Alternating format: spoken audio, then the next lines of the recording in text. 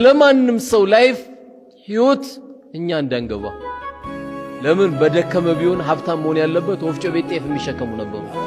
30 ዓመት እስካሁን ለነማዘር ጤፍ ሲያመጡ አይደለም 25 ዓመት 20 ዓመት በእኛ ካልኩሌተር ቢሆን ምንም አዲስ አበባን አያውቅም አላህ ወደ 10 ፎቅ ሊሰጠው ይችላል እኛ ምን አገባን نحن قسمنا بينكم يا الله እኛን የምናከፋፍለው እንጂ እናንተ አይደላችሁ የምታከፋፍሉት ያለው ምክንያቱም ከሐሜት ጀርባ አጠገቡ ምን አለ አንድ ሰው ሲያማከው ውስጡ ሌላ በሽታ አለ ምንድነው እስቲ ማን ነው የሚነግረው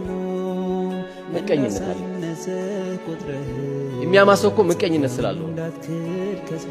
አላህ ደግሞ ምን አለ አም يحسدون الناس على ما آتاهم الله من فضله እኔ ባከፋፈልኩት ርዝቅ ነው እንዴ እናንተ የምትመቀኛኙት አለ ስለዚህ ከማን ጋር የተጣለው ከአላህ ጋር አከፋፋይ አላህ ነው አንተ የተሰጠ ድርሻ ካለ ለሚገባው አካል ማከፋፈል ነው ካንተ የሚጠበቀው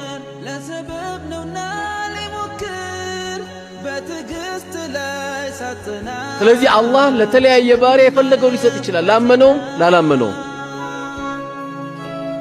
ላመፀውም ላላመፀውም አላህ ለፈለገው ይከለክላል ለፈለገው ይሰጣል ዱንያ እንደሆነች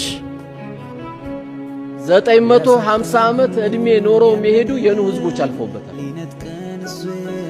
ይኸው 60 እና 70 ዓመት ደግሞ ተብሎ የተነገረው ይሄ ኡማ ነው ዛሬ መስጊዳችን 90 የሚያክል እድሜ ከተገኙ ማሻአላህ በሉት ጨረሱት ጨፈጨፉት ኮኔ እድሜ የቡሶን የበሉት ነው የሚባለው ግን ያው ዱንያን ጨርሷል የሚሄዱት ነክተዋት ነው የሄዱት ዱንያ እኛን ትጨርሰናለች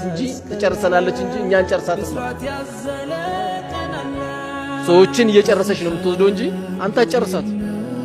ትውልድ እየተካከዳል እያለ ቂያማ ይቆማል ስለዚህ ማንም ሰው ሐሜት የሚባል ነገር ሲጀምር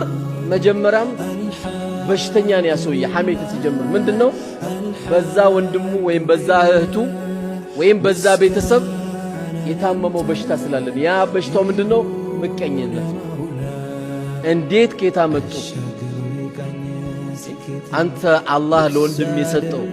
አንተ ጋር መጥቶ ካልኩሌተር ይዞ የሳም መስራት አለበት እንዴ አላህ ይጨምርለት እንጂ ማለት ያለበት ለዚህ ነው ማሻአላህ በሉ የተባለው